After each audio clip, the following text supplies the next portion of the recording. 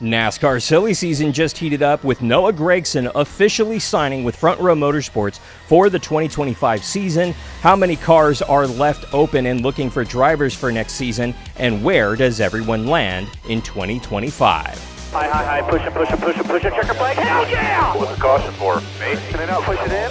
Stop anybody. Come on, he's going! Way to go, boys! One hell of a job, man. One hell of a job. Thank you so much. Another domino has fallen in the NASCAR silly season for 2025. Welcome on into the program. This is Shifting Gears. I'm Alan Bailey. Now, there is a number of teams that are making no changes for next year and about 7 cars that still need drivers officially for the 2025 season. We're going to break it all down, where everyone's going and who's the top contender and who's negotiating with who at the moment. But before we do that, make sure that you mash that subscribe button so that you do not miss a video. And of course, log on to arnrace.com for the latest motorsports news. ARN, the Motorsports Authority. So let's go ahead and start here. Hendrick Motorsports, Penske, RFK, RCR, and Legacy Motor Club. Essentially no changes with those organizations. That's going to chop 20 minutes off this video right now. Essentially, they're all kind of just trying to gear up for next season. They're making no driver changes. To my knowledge at the moment, not a whole lot of crew changes. They're just trying to continue to adjust everything in those organizations, and I think that's for the best given all of those teams and organizations. Now, let's go ahead and start at the top. We know Joe Gibbs Racing is getting one new driver with Chase Brisco heading over to the number 19, taking over for the retiring Martin Truex Jr. Honestly, this is a good fit. The number 19 team, Joe Gibbs Racing, they didn't want to bring in another rookie and kind of wait 3, 4, 5 years for the rookie to get used to the team. They wanted somebody who has the experience now, who can realistically go out there in 2025 and contend for a championship. Chase Brisco is the best available driver in order to do that. Moving over to their kind of satellite team, 2311, they are expanding to a 3-car organization. We do expect Bubba Wallace and Tyler Rennick to both be back in the 23 and the 45 respectively. The third car we're hearing might either use the 67 or the number 50. They're still kind of talking about it and looking at their options for next year. Riley Herbst is actually the leading candidate right now, bringing Monster Energy over his sponsor. Fine. I don't necessarily know if Riley warrants a cup ride at this point in his career, but I guess once you've been in the Xfinity Series for as long as he has, it's time to move up or time to get out, and it's time to move up for Riley Herbst. So we'll see if he's ready. He's shown, honestly, flashes of brilliance when getting into a cup car, particularly at the super speedways. So I do think he can hold his own in the Cup Series, and I do think it's time. But the other driver who's kind of on the short list for this second 2311 car is Corey Heim, currently in the Truck Series in the Toyota pipeline. And he is the reserve driver for this organization, so it makes sense that he's the go-to. And I think if things don't work out with Herbst, expect Corey Heim in that car.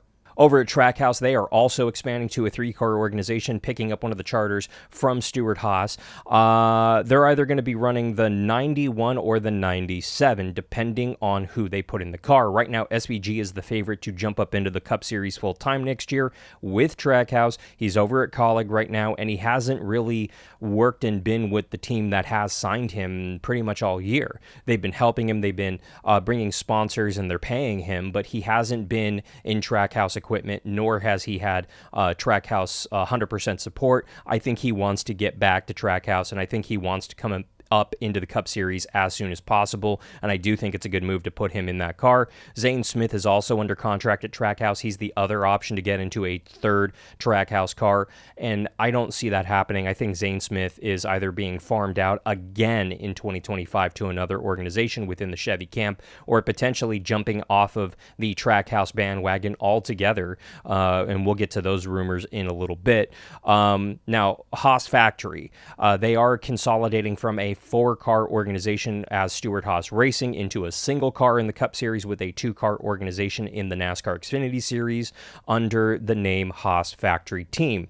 Now, more than likely, they're going to run the 00, and more than likely, Cole Custer is going to be in that Cup car. He's a NASCAR Xfinity Series champ. He has a lot of pull in that organization, given the fact that his father, Joe, is running that organization for Gene Haas. It makes the most sense to put Cole Custer into that car, with Haas sponsoring a majority of the season for him. Now, the other name on this list is Ryan Preece, who's currently with the organization in the number 41. He does have some sponsorship dollars with him. He could, if staying in the Cup Series, be in this single car, or maybe even jump down to the Hos Factory Xfinity team. We're going to have to wait to see. Over at Front Row, the big announcement that came out this week, the fact that Noah Gragson has signed to be one of the 3 drivers over at Front Row. They are also expanding to a 3-car organization. Presumably, Noah's going to be taking over the number 34, being vacated by Michael McDowell next season, who's heading over to Spire. We'll get to that in a moment. But Front Row themselves said that they're kind of looking at the number situation. They don't know if they necessarily want to be 34, 36, 38 next year. Todd Gilliland is signed on to that organization for next year. Who's going to end up in that 3rd car? We're hearing a couple of different names. Zane Smith is actually one of the leading candidates to be over at Front Row Motorsports in 2025. He did win a championship in the Truck Series with this organization. He wanted to come up into the Cup Series with this organization a couple of years ago, and they simply, frankly, didn't have room for him in the Cup Series program. It made the most sense. He signed with Trackhouse for this season, and things haven't really worked out in the 71 car. There's been pretty decent runs. He finished second a couple of weeks ago, so that's pretty damn good. But he might be heading back over to Ford if things don't work out over at Trackhouse. The other names on the list to join Front Row Motorsports next year, in that 3rd car, Sam Mayer. He's a NASCAR Xfinity Series driver who really has set the world on fire in the last 13, 14 months. He, for some reason, thinks he deserves to be a first-round pick and deserves that multi-billion-dollar contract to go drive for a big Cup organization. I don't necessarily think that that's the case. I think that he's a guy who just now started to figure out the NASCAR Xfinity Series, but he's a little inconsistent. He's either winning the race or finishing just inside the top 10, just outside the top 10. I'd like to see some more top 5 runs out of Sam Mayer and that consistency being built before I say he's ready for the Cup Series, but he's a rich kid with money, and I expect him to be in the Cup Series or stay at Junior Motorsports next year, but all indications point to the fact that Sam Mayer is leaving Junior Motorsports at the end of this season and potentially jumping up with Front Row or someone else. Christian Eckes is also on the short list. He's been tearing it up in the Truck Series, and kind of the same thing. I don't really know if anybody in the Truck Series right now deserves a Cup ride. I'm being serious. I think that you being the best out of the Wreckfest doesn't necessarily mean you're ready for the Cup Series. Over at Spire, a couple of big announcements that came out. We already know Michael McDowell taking over the 71, the 3rd car over at Spire. Good move for Spire. I think a good move for Michael McDowell for his financial situation, but also in his driving career. It's a long-term contract. Really cool for him. We also found out that Rodney Childress is jumping over to the 7 car as the crew chief. The important distinction here is that all of the artwork, all of the graphics made an emphasis that Rodney is going to be the crew chief of the 7 car for multi-seasons, and suspiciously absent was Corey LaJoie's name from all of that information. Yes, it was in the initial press release, but frankly, it was hidden in a lot of that context. So that makes me think that Corey LaJoie is entering his final season at Spire, or at least a year where they're not sure if he's going to be back with Spire. And frankly, it's time to put up or shut up for Corey LaJoie. I do think he's going to be replaced at the 7 car in 2026. So we'll see what he does in the last season and a half in that 7 car. JTG Daugherty Racing is currently looking for sponsors. Ricky Stenhouse Jr. signed on to the 47 Chevy for multi-years, but one of their owners is jumping ship, and the name brand change of that organization has yet to be determined or announced, and they are still looking for sponsors. They are losing Kroger and all of those associate sponsors, which essentially sponsored the entire organization for the entire season. It's a heavy ordeal to go out and find sponsorship it for literally the entire season. Best of luck to them. A team that I think needs to be talked about more seriously is Rick Ware Racing. Justin Haley proved that the 51 can be competitive with solid top 10 runs, and I do think that they are next season going to be playoff contenders. I know that sounds crazy, but believe me, they're getting really good support from RFK. They're essentially a third and fourth car for RFK, and that's how they need to be treated and talked about, in my opinion. Now, who jumps into the 15? Right now, Kaz Grala is kind of the anchor driver who's running, I believe, 25 races this season with, frankly, Cody Ware picking up a handful of races and some other drivers jumping in that 15, depending on sponsors. I do think that the 15 car needs to be a full-time car with a full-time driver in it.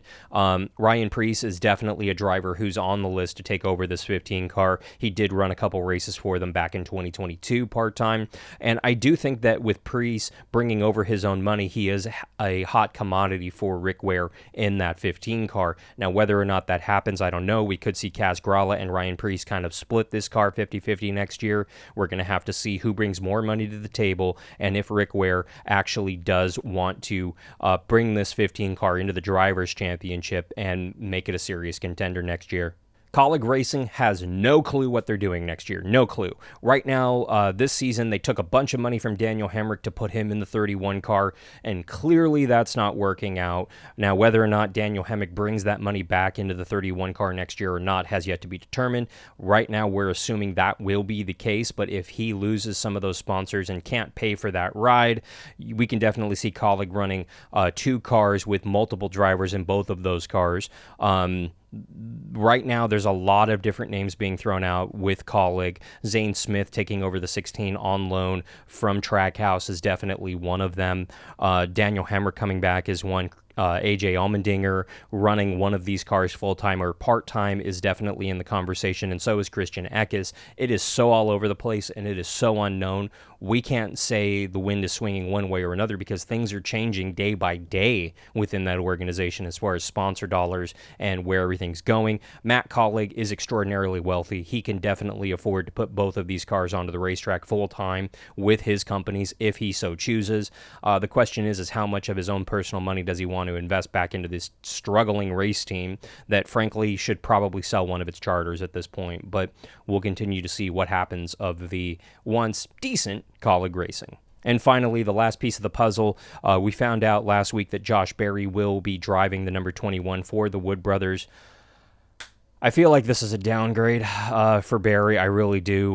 Wood Brothers have not been that competitive in that 21 car. Yes, they are a Penske outshoot, but frankly, they've been struggling, to be polite. Harrison Burton didn't really work out. They knew they rushed him up into the Cup Series a little too quick, and they knew it was going to be a struggle. But after, I think it's been like 3 years, the experiment is over. Harrison Burton currently looking for a ride. I don't expect him in the Cup Series next year. I expect him maybe in the NASCAR Xfinity Series. He does have some sponsor dollars with him. Haas definitely could be a place he could land next year in the Xfinity Series. But Josh Berry, I feel like front row would have been a better place for him. They're a Tier 1 Ford team at this point. The Wood Brothers is frankly getting the leftovers from Penske, and while they have had a management shakeup over the Wood Brothers, they're still struggling, and I don't anticipate them running better than 30th on any given week, even with Josh Berry in the car. That effectively leaves 7 cars that do not have drivers for next season. Where do you think all of these organizations are going to land with all of these drivers kind of all in limbo at this point? It's about to be mid-July, but honestly, I feel like all of these rides are probably going to be signed up within the next 2 to 3 weeks, if not sooner. Let me know what you think in the comments down below. And while you're there, make sure that you go ahead and mash that subscribe button so that you do not miss a video. And of course, log on to arnrace.com for the latest motorsports news. ARN, the Motorsports Authority. I want to thank you so much for watching. For Shifting Gears, I'm Alan Bailey. We'll see you at the track.